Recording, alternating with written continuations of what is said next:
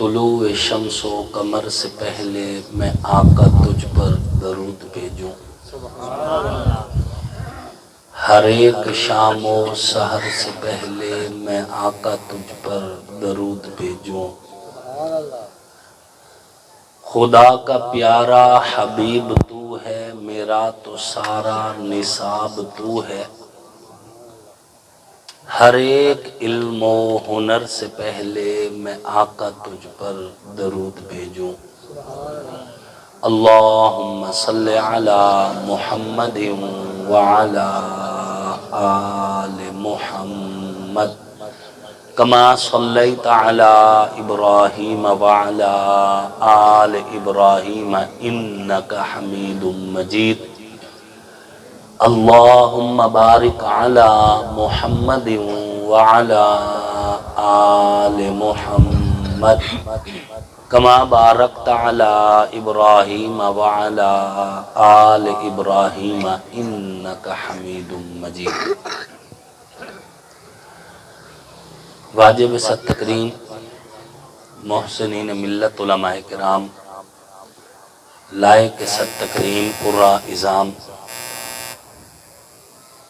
اللہ اور اس کے آخری پیغمبر حضرت محمد مصطفیٰ علیہ الصلوۃ والتسلیم کی نبوت، ختم نبوت پر ایمان رکھنے والے، توحید و سنت کے علمبرداروں، صحابہ کے غلاموں، اہل بیت کے حقداروں، آپ سب لوگ اور ہم ایک دینی، تبلیغی، اصلاحی، نورانی، روحانی محفل میں اکٹھے ہیں، جو محفل ہر سال ایصال ثواب کی نیت سے منعقد کی جاتی ہے۔ اللہ رب العزت ملک ذوالفقار صاحب، ملک محمد بلال صاحب، ملک محمد عمران صاحب، ان کو جزائے خیر نصیب فرمائے،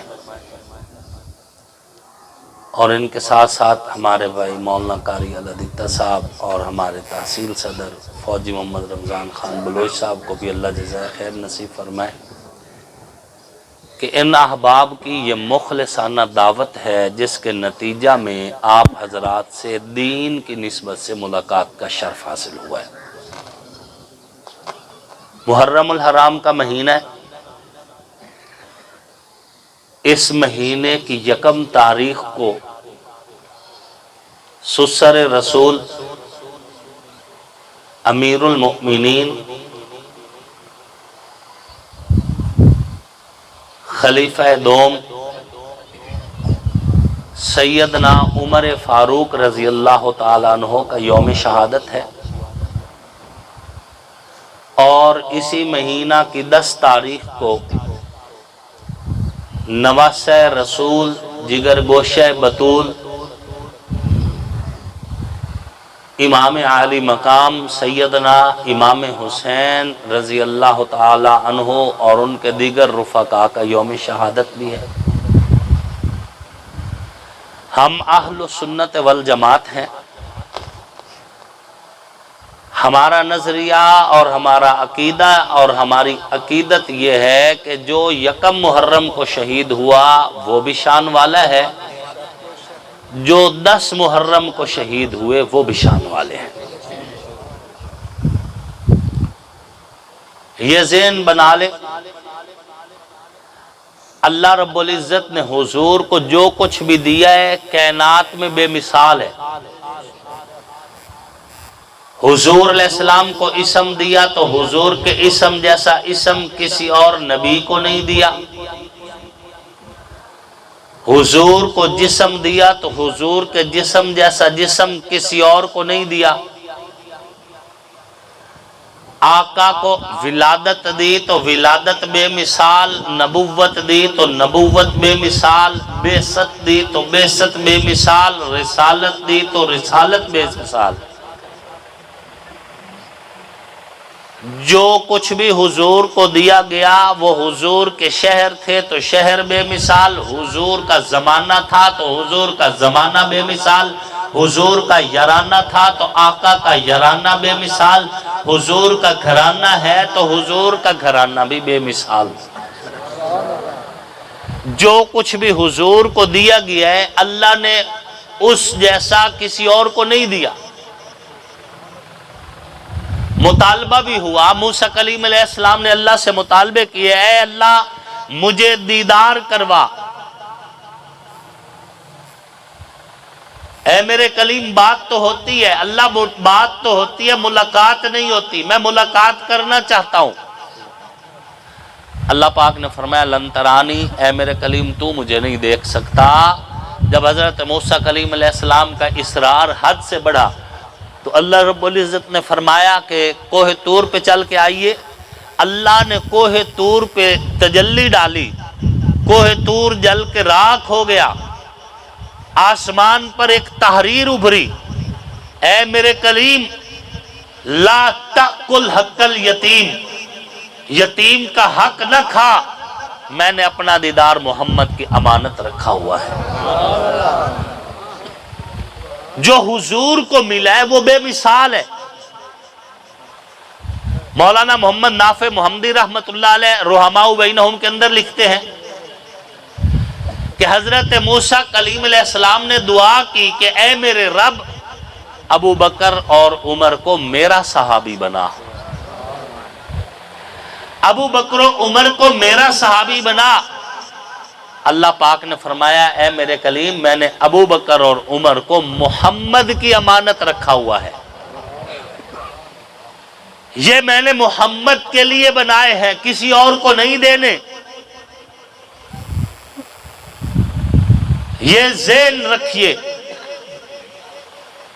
کہ نبی کا اسم بے مثال، جسم بے مثال، چہرہ بے مثال، زلفیں بے مثال، سینہ بے مثال، مکہ اور مدینہ بے مثال، پیغمبر کی ولادت بے مثال، نبوت بے مثال، بعثت بے مثال، رحلت بے مثال، میرے پاک پیغمبر کی ہر ادا بے مثال۔ اسی طرح حضور کا یارانہ بھی بے مثال اور حضور کا گھرانہ بھی بے مثال۔ جو صحابہ حضور کے یارانے میں ہیں وہ بھی اپنی مرضی سے نہیں آئے، اللہ نے انہیں نبی کے لائق سمجھا،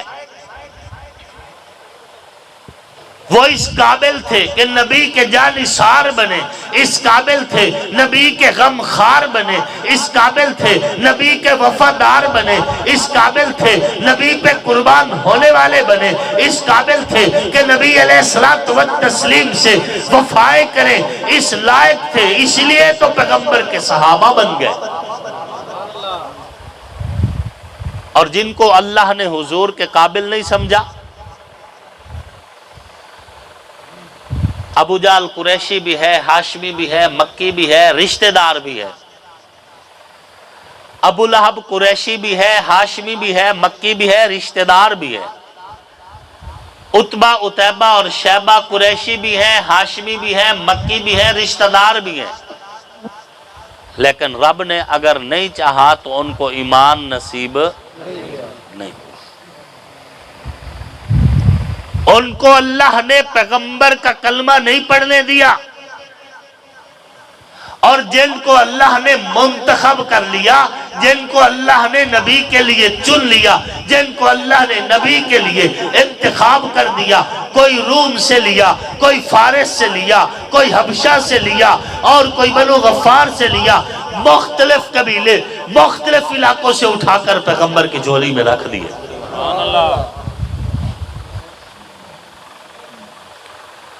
یہ اپنی مرضی سے نہیں آئے، اللہ نے انہیں رسول اللہ کی طرف بھیجا، اور رسول اللہ نے ان کو اپنے رنگ میں رنگ کے پھر اللہ کی طرف بھیجا۔ اللہ نے جو امانت صحابہ اہل بیت کی صورت میں محمد الرسول اللہ کو دی تھی۔ محمد الرسول اللہ علیہ السلام نے اس امانت کو اخلاق کے اعتبار سے، کردار کے اعتبار سے، سیرت کے اعتبار سے، صورت کے اعتبار سے، دین کے اعتبار سے، ایمانیات کے اعتبار سے اپنے رنگ میں رنگ کر اللہ کی طرف بھیجا۔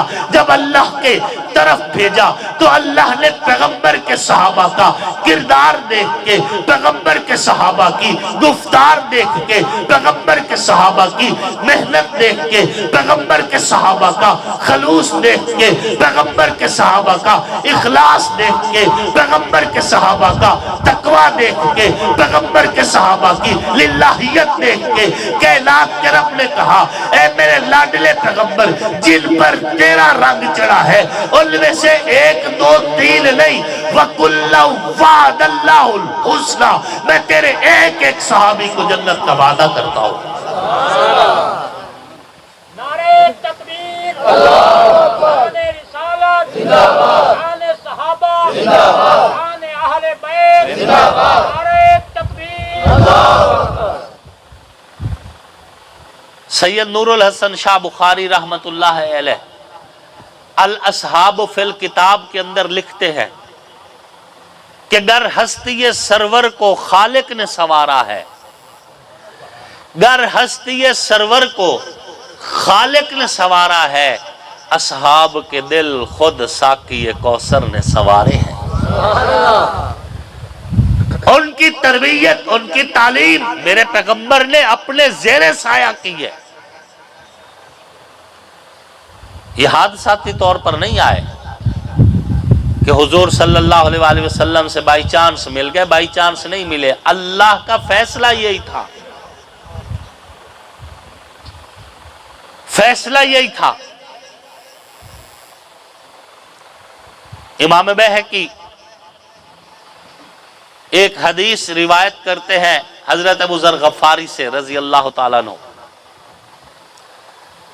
حضرت ابو ذر غفاری رضی اللہ تعالیٰ عنہ فرماتے ہیں کان النبی صلی اللہ علیہ وآلہ وسلم جالسا وحدہ، ایک جگہ پر نبی علیہ الصلوۃ والتسلیم اکیلے بیٹھے تھے، فجئت، میں آیا، حتی جلست الیہ، یہاں تک کہ میں نبی کے قریب بیٹھ گیا، ثم جاء ابو بکر فسلم، میرے بعد ابو بکر صدیق آئے، انہوں نے سلام کیا اور وہ بھی بیٹھ گئے، ثم جاء عمر، پھر حضرت عمر آئے، وہ بھی بیٹھ گئے، ثم جاء عثمان، پھر حضرت عثمان آئے، وہ بھی بیٹھ گئے، بین یدی رسول اللہ سب و حسیات، ابو ذر غفاری رضی اللہ عنہ فرماتے ہیں حضور کے سامنے 7 کنکریاں پڑی تھی، 7 کنکریاں پڑی تھی، چھوٹے چھوٹے پتھر، فَآخَذَهُنَّ، حضور نے وہ کنکریاں زمین سے اٹھا لی، فَوَاضَعُنَّ فِي كَفِّ، ان کنکریوں کو اپنی مٹھ میں رکھ دیا، اپنی مٹھی میں جب رکھا، فَسَبَّحْنَا، تو ان کنکریوں نے سبحان اللہ پڑھنا شروع کر دیا، فَوَاضَعُنَّ، حضور نے ان کو پھر اٹھایا، زمین پہ رکھ دیا، فَخَرَسْنَا، وہ پھر خاموش ہو گئی، ثم تناولہن، حضور نے وہ کنکریاں پھر اٹھائی، فوازعہن فی ید ابی بکر، پھر ان کو ابو بکر کے ہاتھوں پہ رکھا، فسبحنا، کنکریاں پھر سبحان اللہ پڑھنے لگی۔ کروڑوں سلام ہو حضرت عیسیٰ علیہ السلام کی ذات پر کہ جو مردوں کے پاس کھڑے ہو کر کہتے تھے قم بِإِذْنِ اللہ، تو مردہ قبر سے کھڑے ہو کر بات کرتا تھا، معجزہ نبوت ہے، کمال عیسیٰ ہے، رب کی دین ہے، لیکن اربوں خربوں صلاۃ و سلام ہو محمد الرسول اللہ کی ذات پر کہ حضرت عیسیٰ کے کہنے پر وہ بول رہا ہے جو بولتا ہوا سویا تھا، محمد الرسول اللہ کے کہنے پر وہ بول رہا ہے جو بولتا ہی نہیں تھا۔ سبحان اللہ۔ یہ جو میت اٹھ کے بات کر رہا ہے یہ بولتا ہوا سویا ہے نا، پھر اٹھ کے بات کر رہا ہے، بے شک کمال ہے، لیکن اتنا کمال نہیں جتنا کہ پتھر کلمہ پڑھے۔ بھلا کبھی پتھر بھی بولے ہیں؟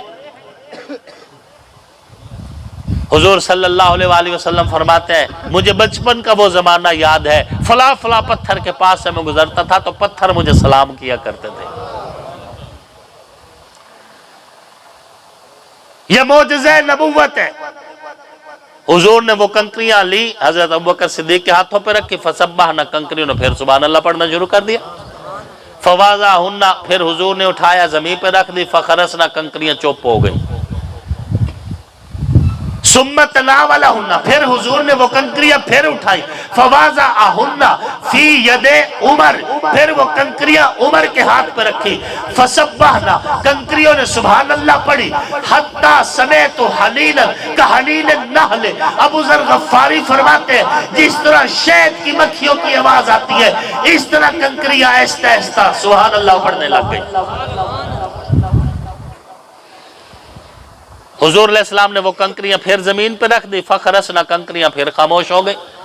ثم تناولہن، حضور نے تیسری بار کنکریاں پھر اٹھائی، فوازہن فی ید عثمان، پھر اس بار کنکریاں عثمان کی ہتھیلی پہ رکھی، فسبحنا، کنکریوں نے پھر سبحان اللہ پڑھنا شروع کر دی، فوازہن، حضور نے کنکریاں زمین پہ دوبارہ رکھی، کنکریاں پھر خاموش ہو گئی۔ جب یہ ساری بات ہو گئی، حضرت ابو ذر غفاری فرماتے ہیں رضی اللہ تعالیٰ عنہ، فرماتے ہیں میرے پاک پیغمبر نے فرمایا ہذہ خلافت نبوت، یہ نبوت کی خلافت ہے۔ بعض لوگ کہتے ہیں جی حضور نے زندگی میں فیصلہ نہیں کیا تھا، یہ بعد میں فیصلہ ہوا۔ بعد کی بات نہیں، زندگی میں ہی حضور اپنا مسلح دے کے بتا گئے ہیں کہ جس کو میں مسلح دے رہا ہوں خلافت اسی کی ہے۔ یہ روایت حضرت ابو ذر غفاری نے حضور علیہ الصلوۃ والتسلیم سے لی، اور امام بیہقی نے اس روایت کو جو ہے ذکر کیا ہے۔ سیم یہی مضمون، یہی لفظ ابن عساکر نے حضرت سیدنا انس رضی اللہ تعالیٰ عنہ سے لیا ہے۔ توجہ میری طرف، حضرت انس صحابی رسول ہے، میرے پاک پیغمبر کے خادم بھی ہیں، میرے پاک پیغمبر کی خدمت کا موقع بھی ملا میرے پاک پیغمبر کے پاس۔ فرماتے ہیں 10 سال میں نے خدمت کی حضور کی، 10 سال حضور کے ساتھ رہے، 10 سال حضور کی خدمت کی۔ حضرت انس فرماتے ہیں میں بھی اس وقت موجود تھا جب یہ کنکری والا واقعہ ہوا۔ پوری روایت اسی طرح بیان فرماتے ہیں، لیکن آخر میں کچھ اور اضافہ فرماتے ہیں کہ جب حضرت عثمان ذو النورین سے کنکریاں لے کے حضور نے رکھ دی تو رکھنے کے بعد بات ختم نہیں ہوئی، فَسَيَّرَهُنَّ فِي أَيْدِينَا رَجُلًا رَجُلًا، حضرت سیدنا انس فرماتے ہیں پھر اللہ کے پاک پیغمبر نے وہ کنکریاں بندے بندے کے ہاتھ پہ رکھی، محفل میں جتنے صحابہ تھے ایک ایک کر کے سب کی ہتھیلی پہ رکھی، فَمَا سَبَّحَتْ حَسَاتٌ ایک کنکری نے بھی سبحان اللہ نہیں پڑھا۔ حضرت انس فرما رہے ہماری ہتھیلی پہ بھی نہیں پڑھا، حضرت ابو ذر غفاری کے ہاتھوں پہ بھی نہیں پڑھا، جتنے صحابہ دیگر موجود تھے کنکریاں نہیں بولی، خاموش رہی۔ حضور علیہ الصلوۃ والتسلیم نے فرمایا کہ یہ خلافت کی نشانی ہے کہ جو کنکری میرے ہاتھ پہ بولتی ہے وہی کنکری ابو بکر کے ہاتھ پہ بولتی ہے، وہی عمر کے ہاتھ پہ بولتی ہے، وہی عثمان کے ہاتھ پہ بولتی ہے۔ حضرت انس رضی اللہ تعالیٰ عنہ فرماتے ہیں فَسَيَّرَهُنَّ فِي أَيْدِينَا رَجُلًا رَجُلًا، پھر حضور نے وہ کنکریاں ایک ایک بندے کے ہاتھ پہ رکھی، جتنے صحابہ موجود تھے ہر کے ہاتھ پہ رکھی، فَمَا سَبَّحَتْ حَسَاتٌ مِّنْهُنَّ، ان میں سے ایک کنکری نے بھی سبحان اللہ نہیں پڑھا۔ میرے پاک پیغمبر علیہ السلام نے فرمایا کہ تمہیں پتہ ہونا چاہیے کہ جو کنکری میرے ہاتھ پہ سبحان اللہ پڑھتی ہے وہی ابو بکر کے ہاتھ پہ سبحان اللہ پڑھتی ہے، وہی عمر کے ہاتھ پہ سبحان اللہ پڑھتی ہے، وہی عثمان کے ہاتھ پہ سبحان اللہ پڑھتی ہے، لیکن وہی کنکری آپ کے ہاتھوں پہ رکھی تو وہ کنکری خاموش رہی، نہیں بولی۔ یاد رکھنا ہذہ خلافت نبوت، یہ نبوت کی خلافت کی ترتیب ہے کہ کنکری انہی ہاتھوں پہ سبحان اللہ پڑھ رہی ہے جو میرے بعد خلیفہ بنے گے۔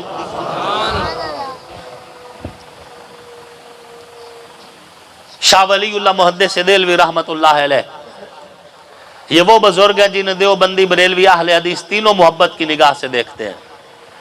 اپنی کتاب ازالت الخفا فصل سوم در آیات خلافت میں ایک روایت لے کے آئے ہیں حضرت سیدہ کائنات سیدہ عائشہ صدیقہ سلام اللہ علیہا سے۔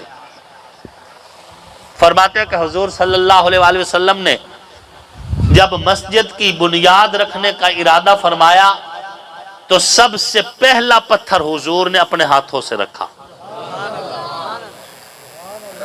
خود پہلا پتھر رکھا، سنگ بنیاد رکھا، اور اس کے بعد فرمایا لیَضَعْ ابو بکر حجراً الی جنب حجری، ابو بکر کو چاہیے کہ اپنا پتھر میرے پتھر کے ساتھ رکھے۔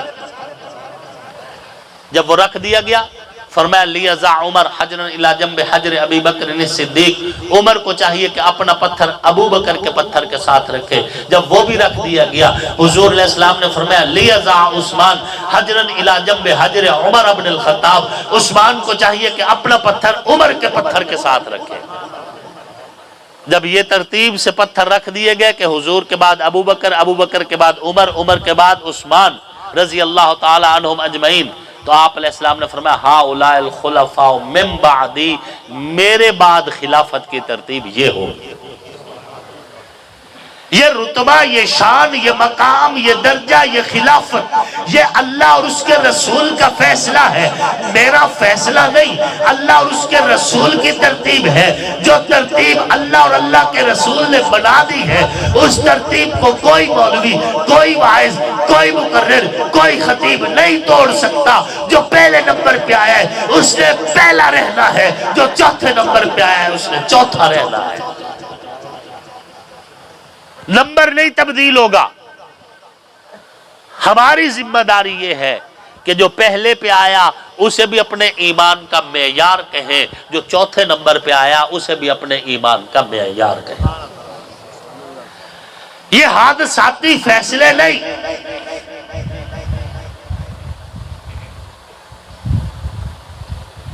سامعین محترم، ایک اور روایت آپ کی سماعتوں کی نظر کرتا ہوں، امام بزاز اس کو لے کر آئے ہیں رحمت اللہ علیہ۔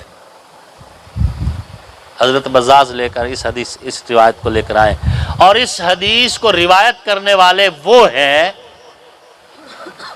جنہیں حضور نے باب علم نبوت کہا ہے۔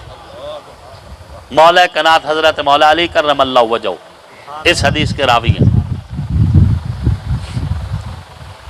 حضرت علی رضی اللہ تعالیٰ عنہ فرماتے ہیں کہ میں اس جگہ پہ موجود تھا جب حضور علیہ السلام فرما رہے تھے اپنی معراج کا واقعہ بتاتے ہوئے کہ جب معراج کے لیے مجھے اللہ کے عرش پر بلایا گیا تو اللہ کے عرش پر، عرش معلیٰ پر نور کے ذریعے ایک تحریر لکھی ہوئی تھی۔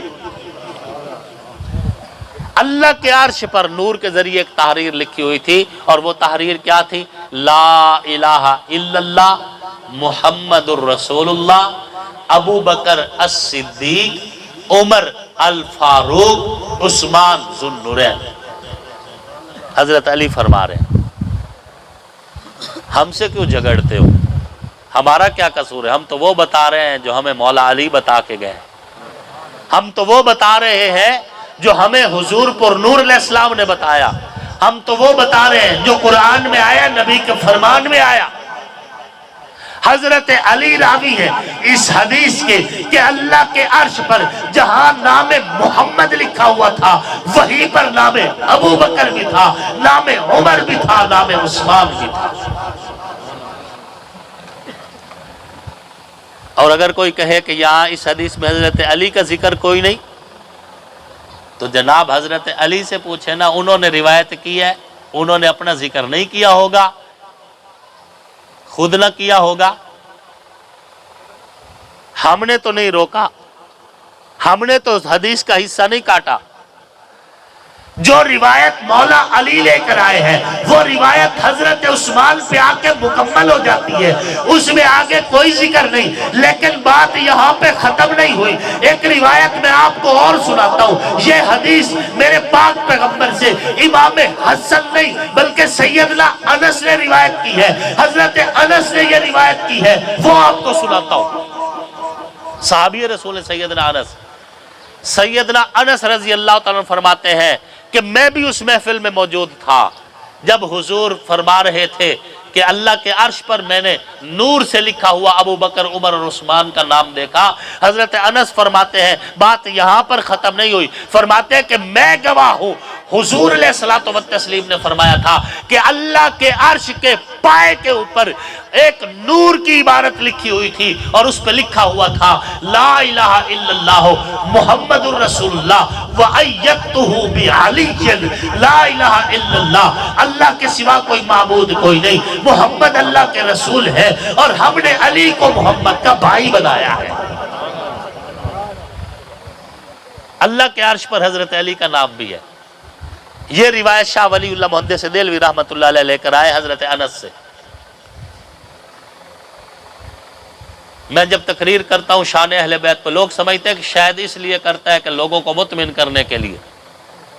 سیاسی بندہ ہے تو سیاسی بندے کو جو لالچ ہوتا ہے، غرضہ لیاریاں ہوندگیں جی، اس لیے کرتا ہے۔ یہ بات نہیں، اس لیے کرتا ہوں کہ 8 سال ہمیں پڑھایا یہ گیا ہے، ہمیں پڑھایا گیا ہے، ہمیں بتایا گیا ہے کہ ابو بکر صدیق کے بغیر بھی ایمان کا تصور نہ کرنا اور علی کے بغیر بھی ایمان کا تصور نہ کرنا، ہمیں پڑھایا یہی گیا۔ یہ آج کی بات نہیں، یہ ایمان کی بات ہے۔ اللہ کے عرش پر اور جن کے نام لکھے ہوئے ہیں میں ان میں سے کسی ایک کو بھی نہیں چھوڑ سکتا، وہ چاروں کے چاروں میرے امام بھی ہیں، میرا امام بھی ہے۔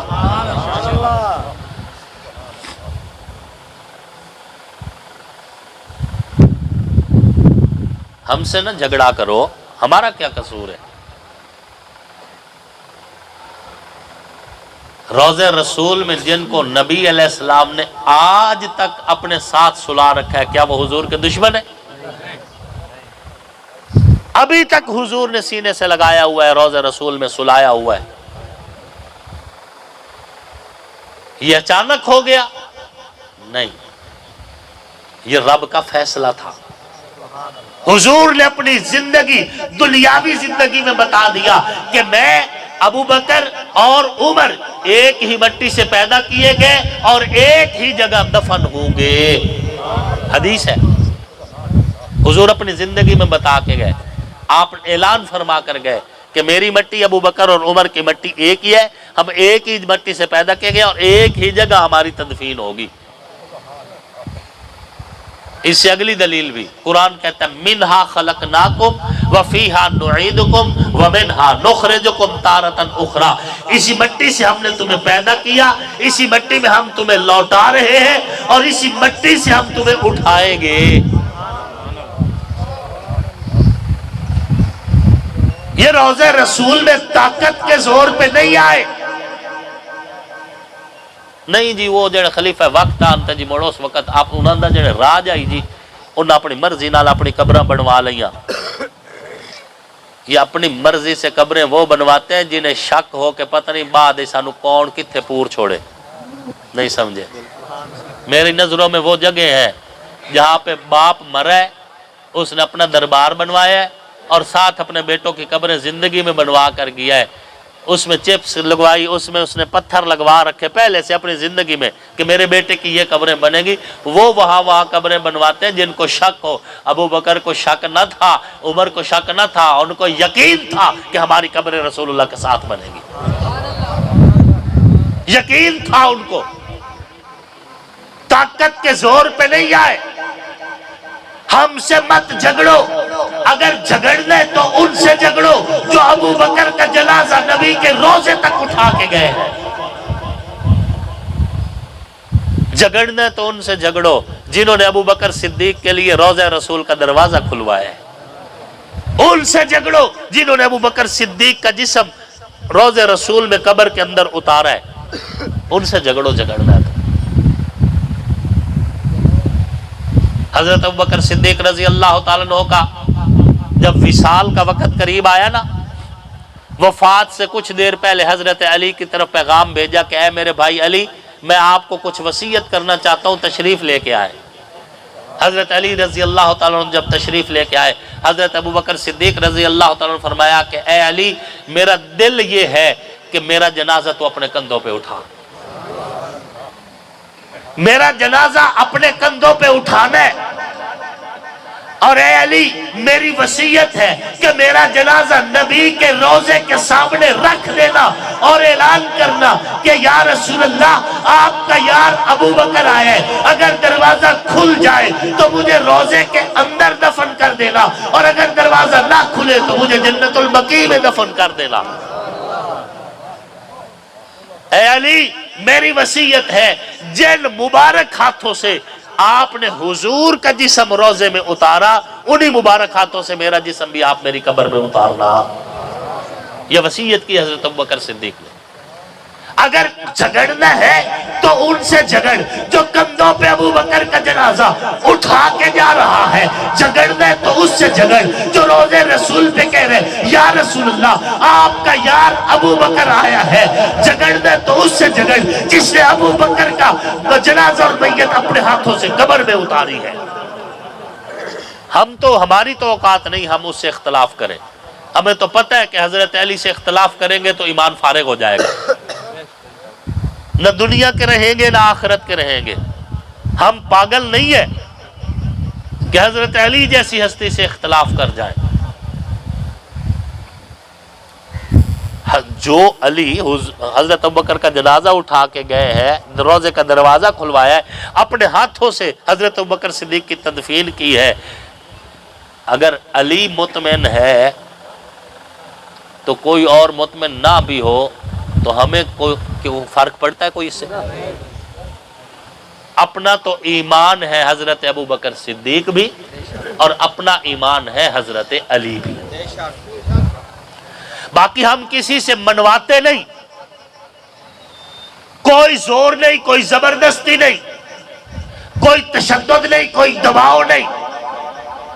جو نہیں مانتا ابوبکر صدیق کو نہ مانے، نہیں مانتا حضرت عمر کو تو نہ مانے، نہیں مانتا حضرت عثمان کو تو نہ مانے، وہ جانے اور اس کا رب جانے، نہیں مانتے تو نہ مانو، لیکن تبرہ نہیں کرنے دیں گے۔ یہ بات ذہن میں رکھ لیں، بکواس نہیں کرنے دیں گے، گالیاں نہیں دینے دیں گے۔ نہیں مانتے نہ مانو، لیکن یہ نہیں ہو سکتا کہ تم حضرت ابوبکر، حضرت عمر، حضرت عثمان کے خلاف بکواسات لکھو یا ان کے اوپر تبرہ کرو اور ہم خاموش رہیں۔ یہ توقع ہم سے کسی دور میں بھی نہ کرنا۔ یہ ہمارا ایمان ہے، اور ایمان پہ کوئی کمپرومائز نہیں ہے۔ یہ توقع ہم سے قتل نہ کرنا۔ چاہتے ہیں کہ پاکستان کے اندر اصحاب محمد و آل محمد کو آئینی اور قانونی تحفظ دیا جائے۔ بات سمجھ آ رہی ہے؟ نبی علیہ السلام کا یارانہ بھی بے مثال اور نبی کا گھرانہ بھی بے مثال۔ حضرت علی رضی اللہ تعالیٰ کا نام اللہ کے عرش پر لکھا ہوا ہے، اللہ کے عرش پر لکھا ہوا ہے۔ حضرت انس رضی اللہ تعالیٰ فرما رہے ہیں، اور حضرت علی ہمارے ایمان کا معیار ہے، ہمارے ایمان کے ضامن بھی ہے، ہمارے ایمان کی بقا ہے۔ ترمذی شریف کی روایت ہے، میں اکثر سناتا رہ جاتا ہوں، حضرت ابو سعید خدری رضی اللہ تعالیٰ عنہ فرماتے ہیں کہ جب حضور ظاہری طور پر اس دنیا کے سینے پہ موجود تھے تو حضور ہمیں بتا دیتے تھے کہ محفل میں فلاں بندہ جو بیٹھا ہے وہ منافق ہے اور اس کا دل مومن نہیں ہے، وہی آ جاتی تھی۔ جب حضور نے دنیا سے پردہ فرما لیا، آقا کے دنیا سے پردہ فرمانے کے بعد کافی سارے یہودی جو تھے انہوں نے بھی کلمہ پڑھا اور بظاہر مسلمانوں کے صف میں شامل ہو گئے۔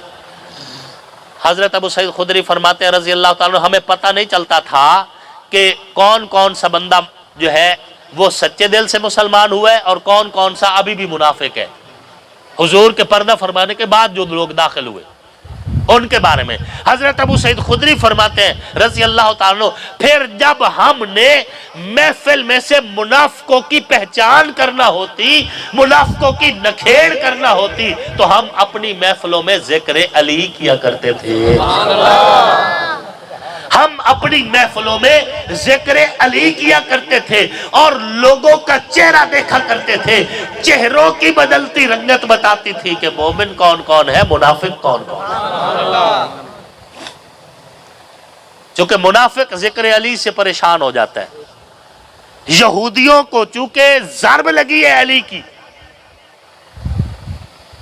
ہر منافق کی کڑی یہودیوں سے ملتی ہے، یہودیوں کے سامنے ذکر علی کرو تڑپ اٹھیں گے، منافقوں کے سامنے ذکر علی کرو تڑپ اٹھیں گے۔ اللہ کا شکر ادا کرو کہ نہ تم رافضی ہو نہ خارجی ہو، اللہ نے تمہیں خارجیوں سے بھی بچا کے رکھا ہوا ہے، یہ اللہ کا شکر ادا کرو۔ ایک اور روایت علامہ ابن جوزی رحمت اللہ علیہ سے لے کر آئے ہیں۔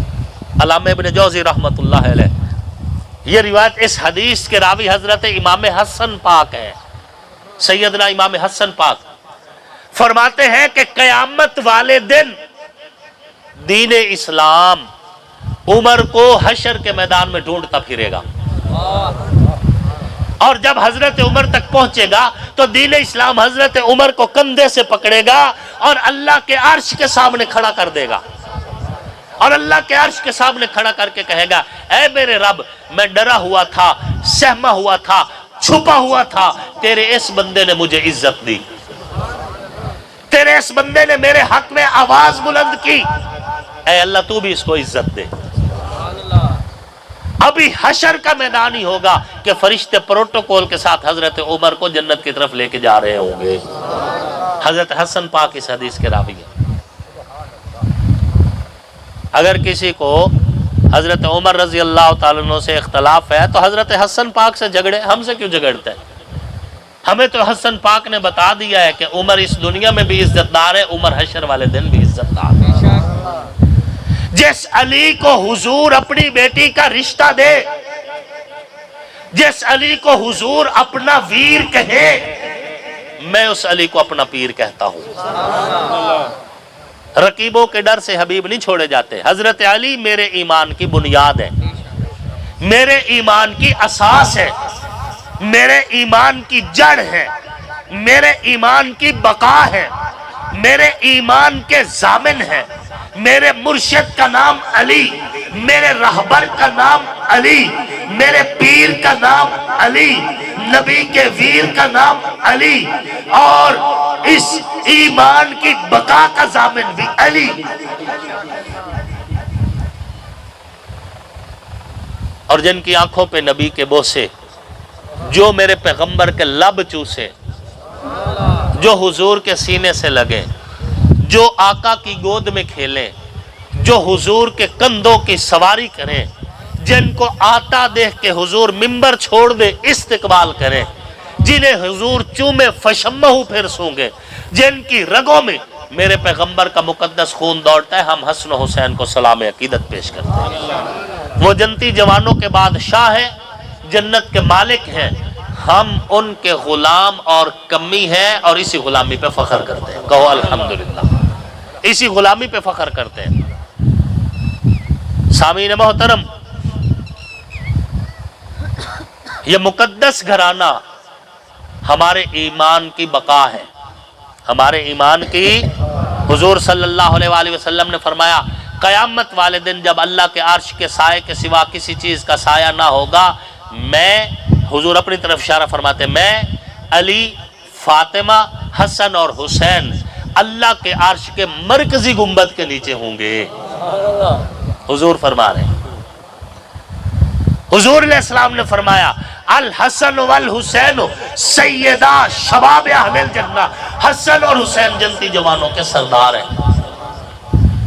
حضور نے فرمایا، من کنت مولا فعلی مولا، جس کا محمد مولا ہے اس کا علی بھی مولا ہے۔ ہم حضور کے ہر فرمان کو قبول کرتے ہیں، حضور کے ہر فرمان کو قبول کرتے ہیں۔ اے اہل ایمان، کربلا کا واقعہ کوئی قصہ نہیں ہے، کوئی کہانی نہیں ہے، یہ دین کا ایک مستقل باب ہے، یہ دین کا ایک عنوان ہے۔ کربلا کا واقعہ دین کے لیے لڑی گئی ایک ایسی جنگ ہے جس نے حق اور باطل کے درمیان دیوار کھڑی کر دی ہے۔ اور میں کہا کرتا ہوں کہ کربلا میں اہل بیت کو اللہ نے آزمایا ضرور ہے، رسوا نہیں کیا، رسوا نہیں کیا۔ قطعاً اس نظریے کو میں قبول نہیں کرتا کہ اللہ رب العزت کے وہ مقدس بندے جن کو اللہ نے انما یرید اللہ لیذھب عنکم الرجس اہل البیت کا خطاب دیا ہو، ان مقدس گھرانے کی عورتوں کے سروں سے چادریں کھینچ لی گئی ہو اور اللہ نے کچھ بھی نہ کیا ہو، میں اس نظریے کو قبول نہیں کرتا۔ آزمائے ضرور گئے ہیں لیکن ان پردہ داروں کی سروں کے اوپر سے چادر اللہ نے اترنے نہیں دی۔ کیا آپ کو ابھی بھی سمجھ نہیں آئی کہ آج کے دور کا سید، اس کی بیٹی پردہ نہ بھی کرے، ہمیں پتہ بھی ہوتا ہے کہ بغیر پردے بازار میں آتی جاتی ہے، پھر بھی ہم کہتے ہیں پردے دار ہے، اسی طرح نہیں کہتے کہ پردے دار جا رہی ہیں جی، پردے دار آ رہی ہیں۔ پردے داروں کی یہ بات ہے، کیوں کہ چونکہ سید گھرانے سے ہیں اس لیے ہم ان کو پردے دار کہتے ہیں۔ آج کے دور کے سید کی بیٹی پردہ دار کہلائے تو پھر علی کی بیٹی زینب بغیر پردہ کیوں کہلائے؟ پھر سیدہ سکینہ بنت حسین کیوں بے پردہ کہلائے؟ بات سمجھ آئی آپ کو؟ ہمارا نظریہ، ہمارا عقیدہ یہ ہے، اللہ رب العزت نے نہ زہرا پاک کے سر سے چادر اترنے دی، نہ زینب پاک کے سر سے چادر اترنے دی، نہ سکینہ پاک کے سر سے چادر اترنے دی۔ آزمائے ضرور گئے، نہیں اترے نقاب۔ ہاں ابھی تو میں کہہ رہا تھا نا کہ نقاب نہیں اترے، ابھی میں کہہ رہا ہوں کہ نقاب اترے ہیں، نقاب اترے ہیں، منہ سے چادریں اتاری گئی، بے پردہ بھی ہوئے، بے نقاب بھی ہوئے، بے آبرو بھی ہوئے، ذلیل بھی ہوئے، رسوا بھی ہوئے، لیکن اہل بیت نہیں، یزیدی، اہل بیت نہیں۔ نقاب اترا ہے یزیدیوں کا، چادریں اتری ہے یزیدیوں کی، ذلیل ہوئے ہیں یزیدی، بے آبرو ہوئے ہیں یزیدی، بے پردہ ہوئے ہیں۔ حسین کے دشمن اہل بیت کل بھی پردہ دار تھے، اہل بیت آج بھی پردہ دار ہیں۔ بے نقاب ہوئے ہیں وہ جو دلدار بن کر آئے تھے، غدار نکلے۔ بے نقاب ہوئے ہیں وہ جو اپنے مان کے آئے تھے، خیر نکلے۔ بے نقاب ہوئے ہیں وہ جو اپنے بن کر آئے تھے، پرائے نکلے۔ بے نقاب ہوئے ہیں وہ جو مومن بن کر آئے تھے، منافق نکلے۔ بے نقاب ہوئے ہیں وہ جو کلمہ پڑھتے ہوئے آئے تھے، بے ایمان ہو کر واپس گئے۔ بے نقاب ہوئے ہیں وہ جن بد باطل ذلیلوں نے پیغمبر کے نواسے کو شہید کیے، وہ لعنتی، وہ کمینے، وہ بے ایمان، وہ مرتد طبقہ بے نقاب ہوا ہے، اللہ نے ان کو ذلیل کیا ہے۔ حسین تو آج بھی اتنا بلند ہے کہ یہاں آصف معاویہ یہ کہہ رہا ہے کہ شاہ است حسین، بادشاہ است حسین، دین است حسین، دین پناہ است حسین، سرداد نداد دست در دست یزید، حقا کے بنا لا الہ است حسین۔ نعرہ تکبیر، حسین، پیر میرا پیر، بولو بل کربلا کا شاہ حسین، امام حسین میرا امام حسین، نعرہ تکبیر۔ میں کیوں کہوں کہ علی کی بیٹی کے سر پہ چادر نہ تھی؟ میں کیوں کہوں کہ حسین کی بیٹی کے سر پہ چادر نہ تھی؟ نہیں، یہ چادر تو ان لعنتیوں کی بیٹیوں کے سروں پہ نہیں ہے جو حضرت زینب کی چادر کے اترنے کی بات کر رہے تھے، جو حضرت حسین کو شہید کرنے کی بات کر رہے تھے۔ ان کی بیٹیاں بے آبرو ہو سکتی ہیں، حسین کی بیٹی بے آبرو نہیں ہو سکتی، علی کی بیٹی بے آبرو نہیں ہو سکتی، زہرا جائی بے آبرو نہیں ہو سکتی۔ زہرا جائی کل بھی عزت دار تھی، آج بھی عزت دار ہے، کل بھی پردہ پردہ دار تھی، آج بھی پردہ دار ہے، کل بھی چادر والی تھی، آج بھی چادر والی ہے، کل بھی تطہیر والی تھی، آج بھی تطہیر والی ہے، کل بھی پاکیزہ تھی، آج بھی پاکیزہ ہے، کل بھی بلند تھی، آج بھی بلند ہے، کل بھی عفت باپ تھی، آج بھی عفت کا استعارہ ہے۔ وہ گھرانہ عزت دار گھرانہ ہے، یہ نہیں ہو سکتا کہ رب انہیں رسوا کرے۔ بات سمجھ آ رہی ہے؟ ابلا نظریہ تو بڑا کلیئر سا ہے، کسی صورت بھی میرا ذہن یہ نہیں ہے، نہ میرے اکابر کا یہ عقیدہ ہے کہ حضرت زینب پاک کے چہرے سے نقاب اتر گیا، سر سے چادر اتر گئی، حضرت سکینہ پاک کے سر سے چادر اتر گئی، چہرے سے نقاب اتر گیا، یہ کسی صورت بھی۔ اگر آج کے دور کے سید کی بیٹی پردہ دار کہلاتی ہے تو میں ببانگ دول کہوں گا کہ سیدہ زینب پاک سے بڑھ کے پردہ دار کوئی نہیں ہے، سیدہ سکینہ پاک سے بڑھ کے پردہ دار، یہ عزت دار گھرانہ ہے نبی کا۔ ان کے سروں پر جو چادر تطہیر دی گئی، میرا ایمان ہے اہل بیت کے اوپر جو چادر تطہیر دی گئی وہ اسی طرح محفوظ ہے جس طرح اللہ کا قرآن محفوظ ہے۔ تو جس پاک گھرانے کو اللہ اور اس کے رسول کی جانب سے عزتوں سے نوازا گیا ہو، ہم بھلا ان سے نفرت کر سکتے ہیں؟ ایک جنازہ میں سیدنا امام علی مقام امام حسین رضی اللہ تعالیٰ عنہ تشریف لے کر گئے، پہلے سے حضرت سیدنا ابو ہریرہ رضی اللہ عنہ موجود تھے، ابھی امام پاک گھوڑے سے اترے نہیں، حضرت ابو ہریرہ رضی اللہ تعالیٰ عنہ نے اپنے سر سے اپنی پگڑی اتاری اور اپنی پگڑی سے امام حسین کے نالین صاف کر دیے، دھول اڑا دی، نالین صاف کر دیے۔ امام حسین تڑپ اٹھے، چچا جان یہ کیا کر رہے ہیں؟ فرمایا میں وہ کر رہا ہوں جس سے اللہ بھی خوش ہوتا ہے، اللہ کا رسول بھی خوش ہوتا ہے۔ یہ مقدس گھرانے ہے اور ہم اس گھرانے کے نوکر ہیں، جدی پشتی نوکر، جدی پشتی غلام، نسل در نسل غلام، اور اللہ ہمیں انہی کی غلامی میں زندگی بھی دے اور موت بھی دے۔ بات سمجھ آ رہی ہے؟